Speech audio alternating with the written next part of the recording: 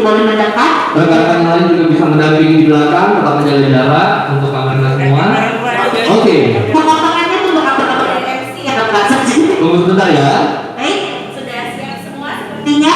Dengan hitungan dari 3 ya. Oke, dengan mengajarkan rahmat dari Tuhan Yang Maha Kuasa, kita lakukan pemotongan kita untuk peresmian grand opening GP Klinik Rumah Sakit Siloam Sriwijaya. Oke, berikan tepuk tangan yang berikan semua. Para media yang sudah sempat menghadiri undangan dari kami, ya, terima kasih banyak sudah hadir. Para dokter spesialis yang saat ini sudah hadir bersama kami. Pada pagi ini kita akan meresmikan GP Klinik. GP itu untuk media adalah General Practitioner atau dokter umum. Saya tadi dibilang Dr. Winda adalah ini sebenarnya bukan hal yang baru.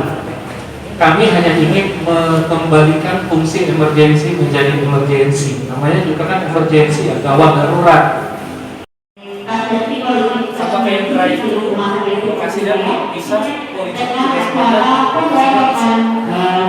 jadi orang cuma perlu dapat dari sana, tidak perlu masuk rumah sakit langsung ke sini, rapid, hilang.